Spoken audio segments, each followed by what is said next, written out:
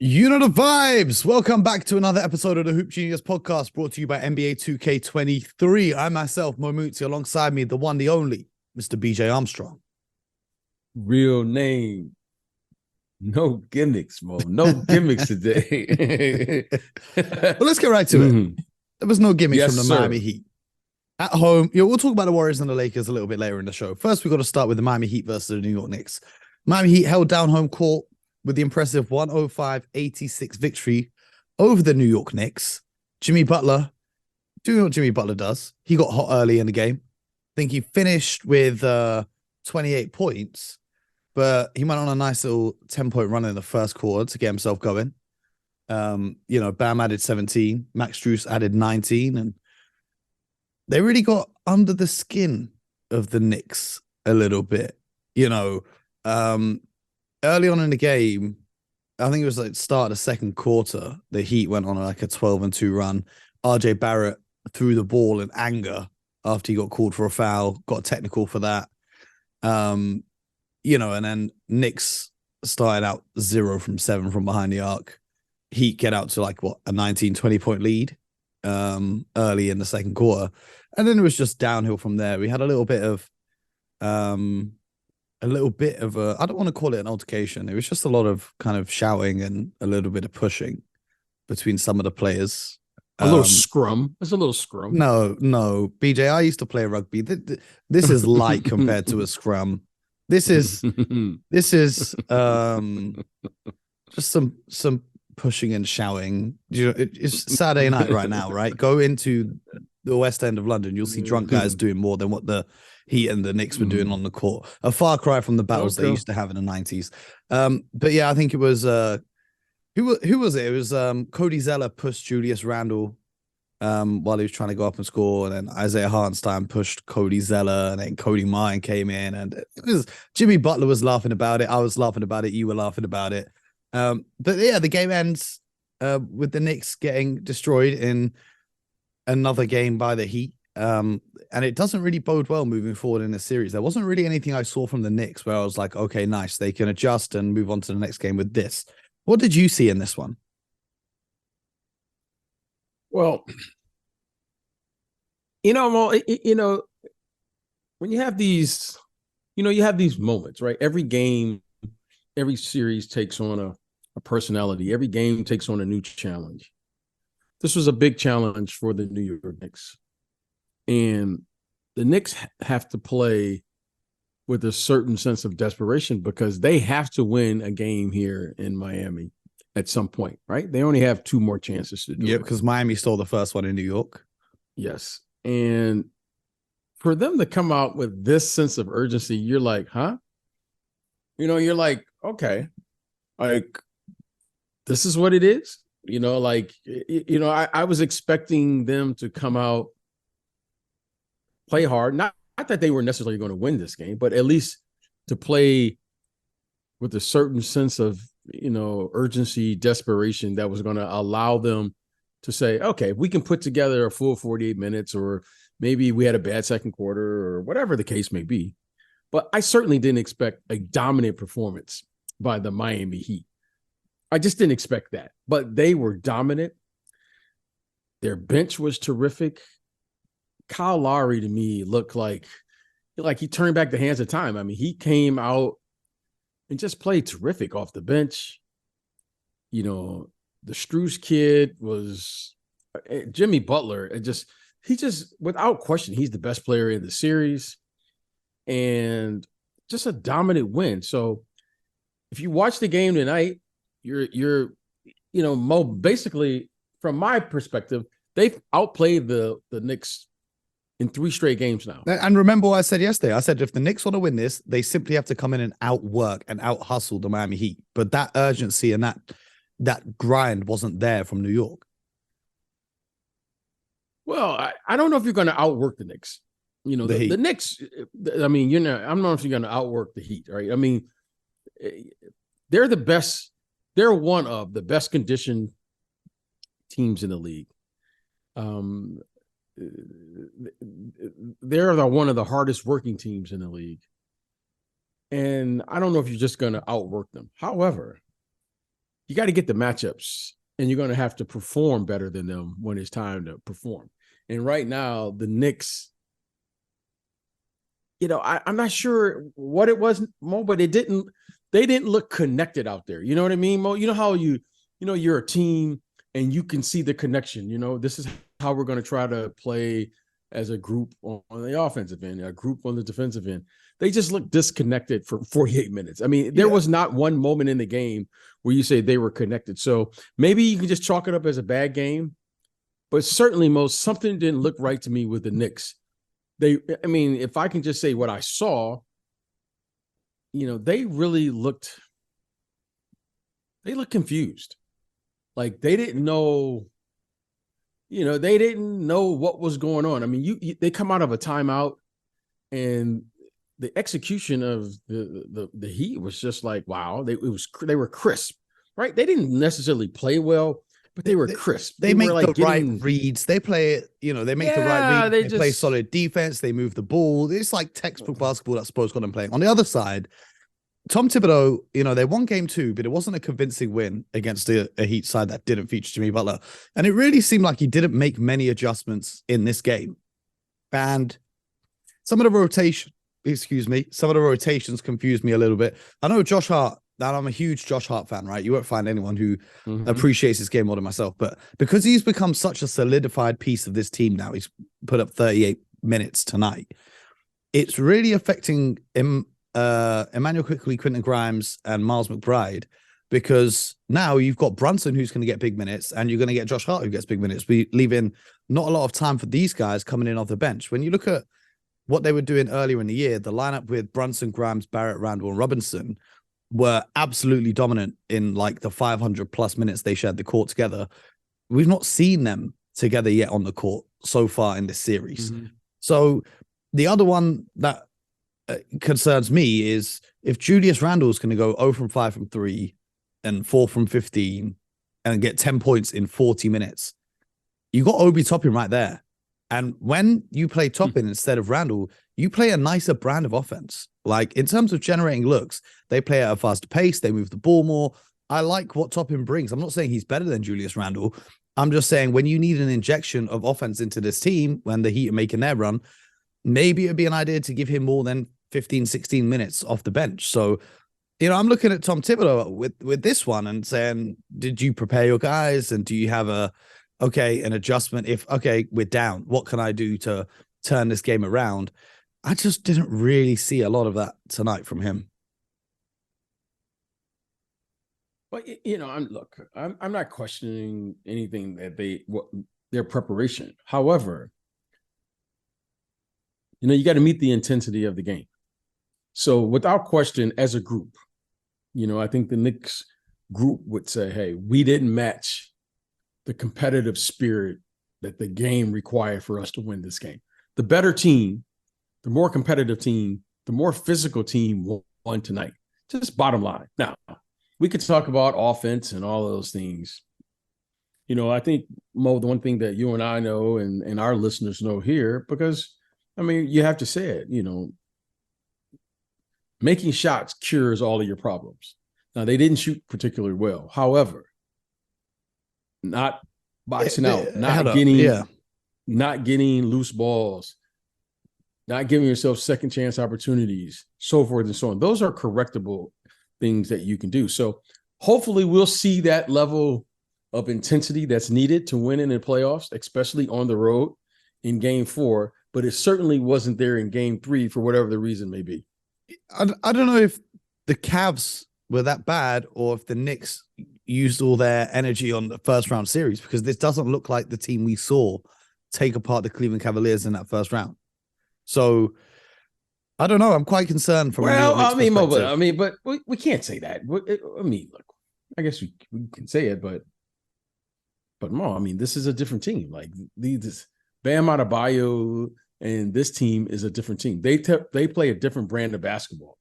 So, there's always 2 games going on the floor. And when I was a young kid, I had a coach. He would say, okay, there's 2 games going on. Well, it's only one game, coach. What are you talking about? He said, there's the fight inside of the game, and then there's the actual game. Now, we're not going to go 0 for 2. Mm-hmm. We're not going to go 0 for 2. Now, the thing that was most disappointing about this Knicks game tonight was the Heat were the most physical team on the court. They won that fight. Then they won the game.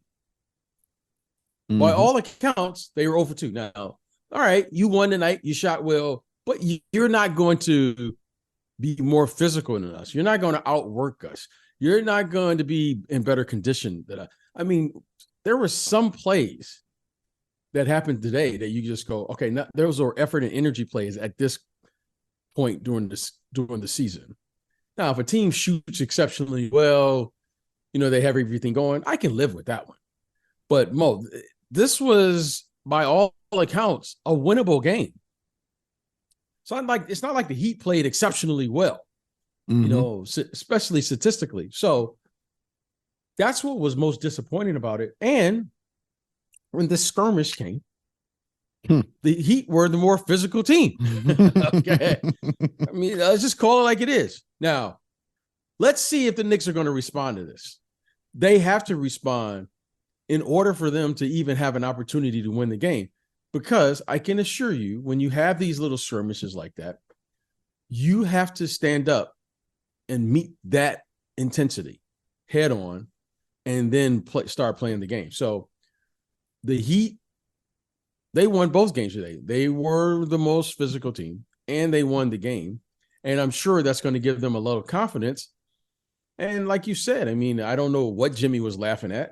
Didn't seem like the other team wasn't laughing. Okay, but he was laughing. So maybe they know something we don't know. I'm not out there on the court, but that if I was the Knicks on the team, that would bother me because you have to meet that. I want to ask something, and it will sound really kind of psychotic, but I have to ask it. We know Jimmy Butler's playing on a bad ankle, right? Would you not think as a coach to kind of target him a little bit more when he's on defense, to kind of go at him, make him really work? We even saw him limping at some point throughout the game after he took a little fall. Well, would that not cross your mind to say, okay, cool, let me test out how good his ankle's actually working? Or is that just a really evil thought to say out loud? Well, here's what I would do. If you're asking me how would I attack Jimmy Butler, first, I'm going to try to be disruptive to him in this regard. I'm not going to show him just one look for the entire game. I'm talking about when he's on defense. Yeah, when he's on defense, that's when I'm going to target him, right? I'm going to target him and say, you know what? I want him to react to what I'm doing. And I don't know if there's anyone on the Knicks that has that capability. So who are you going to target him with? Like, I don't think RJ Barrett is like just an offensive player who can play. I think he has to play within the offense. I think he can do that some, but I don't think he's that player. I don't think Julius Randle is a player that, you can just isolate him. Their probably isolation player is Jalen Brunson, but I don't think he has the size to consistently get around the taller, stronger Jimmy Butler. And even if he does, Bam Adebayo's waiting for him in the paint. Yeah, so they're connected on the defensive end. So I think the support that they have and their team defense is really good. So I don't think you're going to be able to target Jimmy Butler. However, where I do think you can target him is on the defensive end. It's just go at him, right? Sometimes you double him. Sometimes you switch. Sometimes you show a zone. Maybe you might show a zone in one, sometimes you might trap him in the backcourt. I think you got to get him to where he doesn't feel that every time he catches the ball, he's just going to attack you. Yeah. I mean, there's he's playing literally with no hesitation. Yeah. Like he's having fun on the floor. Like he's just balling. Yeah. So, like for instance, when he drives to the basket, sometimes you got to be a little physical. You got to take a good foul. I don't want to see anybody get hurt, but you got to take a good foul. You know what I mean? Like when you're watching the game, when the Knicks are driving, you're seeing good fouls. Yeah. You got to let them know you're there. Yeah. You're seeing 3-4 people in the paint, feet in the paint, waiting for Jalen Brunson every single time. They're supporting anytime Julius Randle has the ball. They're making sure that they're going to meet you with their chest at the rim. Okay. I think that's what you have to do with Jimmy Butler, especially where we know he's not 100%. Okay. Yeah. So reacting on a bad ankle to me is much more difficult. But if you know where you're going, if you know where you got to get to, you start feeling better. You start feeling like he started out the game like he was like in a good rhythm. Like that was too easy for me. Man, at the beginning of the game. I thought he was going to drop another 50 because when I saw that start to the game, I was like, oh, he's going to ball, but it ended up blowing him out. He didn't even need to. That was very disappointing from the Knicks. Speaking of disappointment, the Golden State Warriors, who had all the momentum of the series going into Game 3 in LA against the Lakers, suffered a humiliating 127-97 defeat to a very dominant Anthony Davis. LeBron James struggled very early on. I think it's the longest he's ever gone without taking or making a shot. He didn't make his first bucket till like 5 minutes left in the second. And D'Angelo Russell balled out in extreme fashion. Talk to me about this Lakers-Warriors game. What were you seeing in that one?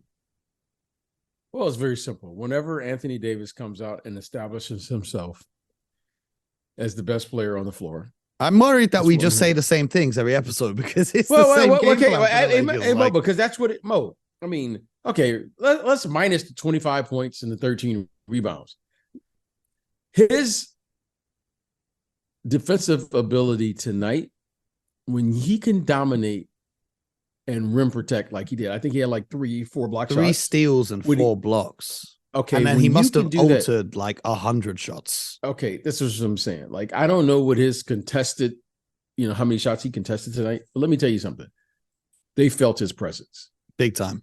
On the defensive end, he was done. Now, the 25 points, 13 rebounds, okay, that's going to get all the headlines. But Anthony Davis did all the dirty work. I mean, he was the best big on the floor. It's a very simple formula for them. He has to dominate on the defensive end. Now, because of his size, he should dominate, which that's what people are criticizing. He should dominate on the offensive end, especially versus this team. Why? He's the biggest guy on the floor. He's the most athletic guy on the floor.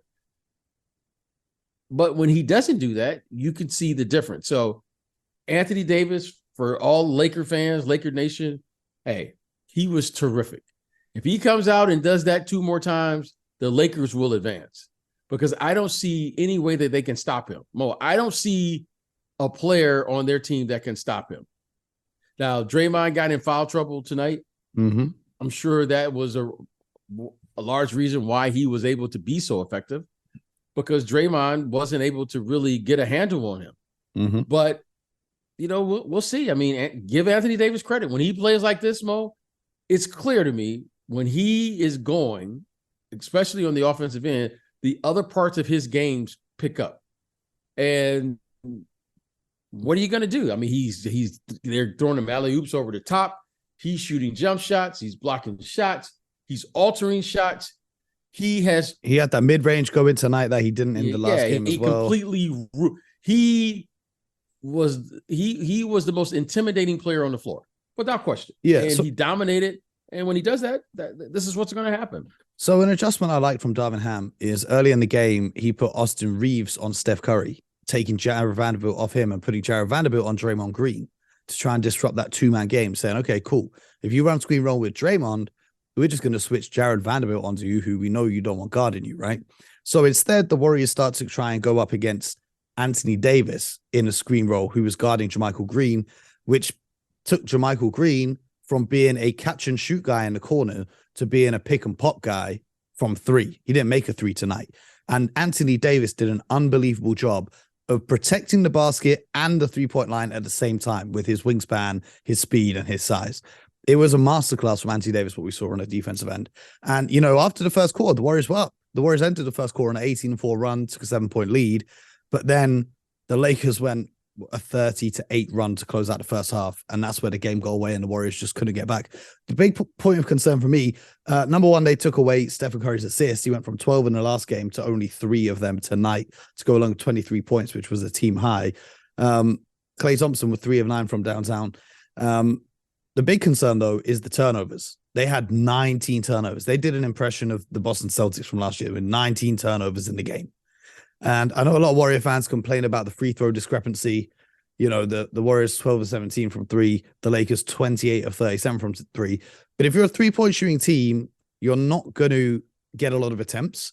And if you foul a lot, which they did, I think they were like the second highest fouling team in a regular season, or they've been the highest in the playoffs so far, you're going to give up a lot of free throws. So I don't think you can blame free throws as an excuse, but that 19 turnovers is a big point of concern if I'm the Golden State Warriors looking at this game. Well, it looks like to me, well, the spacing was all messed up. And the reason the spacing was messed up is because, you know what, when you play it against a great player or a great team, you just got to take away something. Mm-hmm. Okay. And for the life of me, I say this all the time, but look, I just say it because I'm sitting at home watching the game. The Warriors are a very principled and disciplined team. And what are the principles? They utilize ball movement and player movement. Okay. And they also live by the principle is if the guy or if the man is open, get it to him. Mm-hmm. Okay. All right. That's Oh, it's very simple, but very difficult to master. Whoever is open, get him the ball. That takes discipline, and it has to be one of your principles. They are a very unselfish team.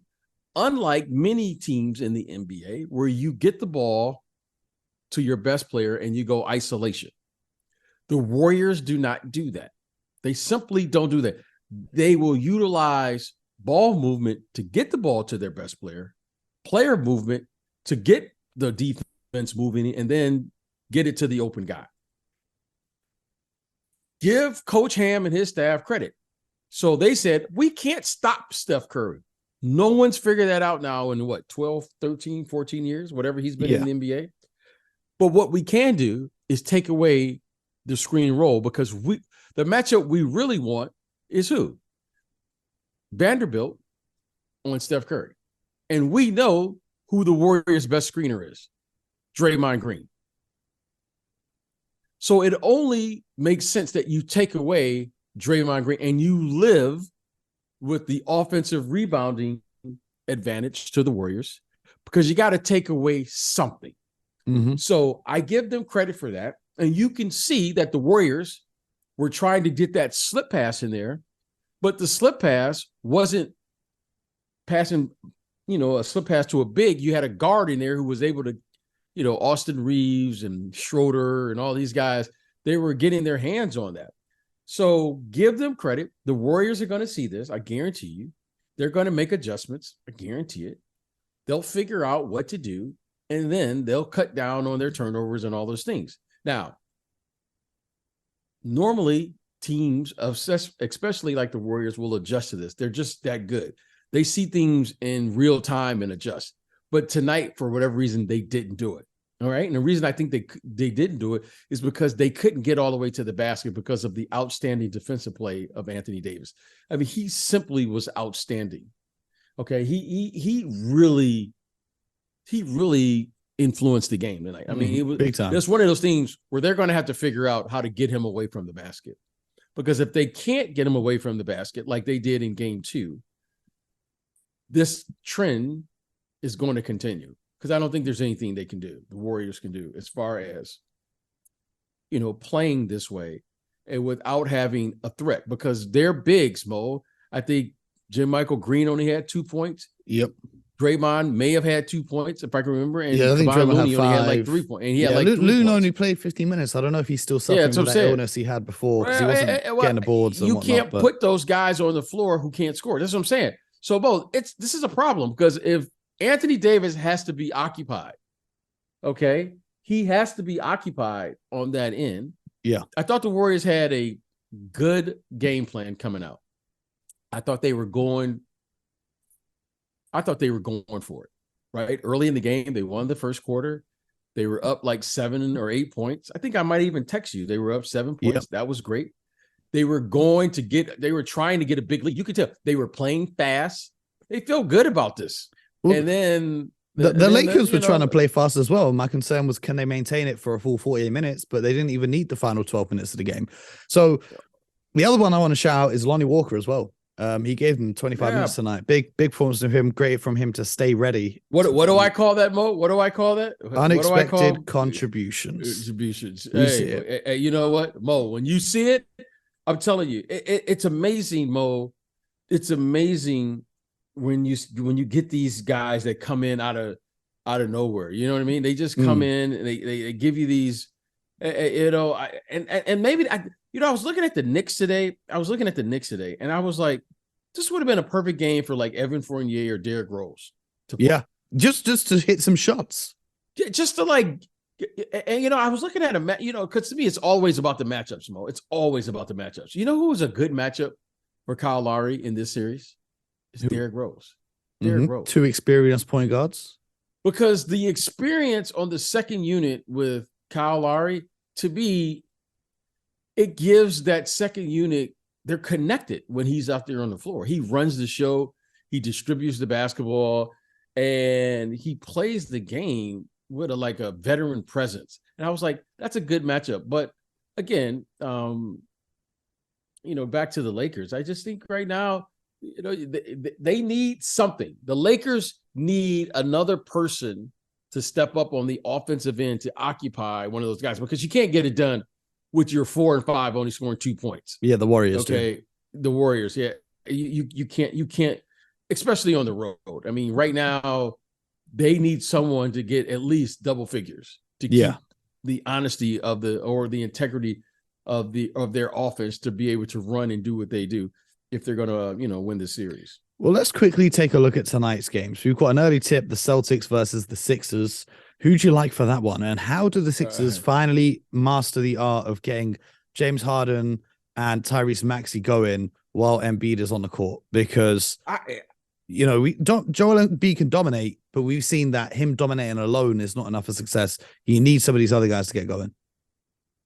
Well, Mo, I really don't know. I mean, we've had over 80 games now to kind of figure this thing out. Sometimes, well, you just got to say it. Sometimes it doesn't fit. I don't know at what you can do to get these guys going and playing other than to commit to a style of play. Clearly, you can't just say we're going to get up and down and play pace and space and play at that pace, which would favor the guards, talking about James Harden and Tyrese Maxey, but you would really alienate the big guy. Your best player. Your best player. So, Mo, I don't know what you can do. I think they just have to figure it out. You figure it out. It's always nice to learn while you're winning. Right now, Mo, if they lose this game, it's all but over. Okay. And I think the Celtics know that. I don't think they want to mess around. Yeah. But I know the Sixers are going to come out with something. Maybe Doc has something that, we haven't seen yet. Yeah. But I think the Celtics, if you're asking me, I think the Celtics should win tomorrow night. And it's interesting to see what the Celtics do against Embiid, who's averaging 4.5 blocks in this series, to see if the Warriors can take any notes from that when they have to face AD in the paint, blocking all of their shots. So that's the first game. And then we've got Denver versus Phoenix. Last game, Booker and KD combined for 86 points in a narrow victory. Do you see Phoenix pulling off again, or was that just kind of the one win that they're going to get in the series? Because the first two games, Denver were extremely dominant. Mo, you know what they say about desperate times. It forces you to come out and play with a desperate, desperate times is desperate measures. Desperate measures, exactly. So I want to give the Suns credit because it didn't look good for them. I was like, it looks like a bad matchup. What can they really do? They seem to be getting dominated. Jamal Murray came out in game 3, and he hit like his first 4 or 5 shots. I was like, oh wow, he's playing well. And you always expect the Joker to play well. But I want to say this to the Suns. I thought they met the challenge. Okay. They did what the Knicks couldn't do tonight. Yeah, they met it. Okay. You like to say, when you're going to go down, if you're going to go down swinging. Mm-hmm. They laid it out there on the line. Now, in particular, offensively, it's clear what they're going to do. Now, I don't think there's a counter to what they can do. I don't think suddenly now, Cameron Payne is gonna get 20, or I don't know who else they'll go to. Maybe TJ Warren is capable. Okay, somebody like that. But outside of those two, I don't know really what else they can go to on the offensive end. I don't know if this is sustainable, the way they play. Certainly those guys are magnificent offensive players, but I give them credit. They're landing out on the line, and we'll see what the Denver Nuggets are going to do. I think this game is for the Denver Nuggets to lose. Yeah. I think they have the depth. I think they have the team. I think they have everything that's necessary to win. However, they got to go out there and do it. And I think I'm thinking Denver probably has the advantage. I rewatched some of that game today. And one thing I noticed was, when they throw a double team at Booker or Durant, the Phoenix Suns did a great job of making sure that the other guy, Booker or Durant, was one pass away so that it was an easy feed to them. So that when Denver throw two defenders at Devin Booker, for example, KD was getting wide open catches where he could catch and shoot, catch and drive, make a play. The Nuggets have to figure that out because they have to be quicker on their rotations. So if you see your teammate going to double on Booker, you got to rotate over to Kevin Durant to even make it hard for him to catch the ball and make Booker throw the pass over the top to the player that's not one pass away. So that's what I'll be keeping an eye out for in that one. But we'll be here tomorrow morning breaking it down for all of you guys, as we do every day here on the Hoop Genius podcast. So make sure you subscribe to the show so that you never miss an episode. The best place to keep up to date with the NBA playoffs. Don't miss out. We'll be back with more. Appreciate each and every one of you. And until next time, get buckets.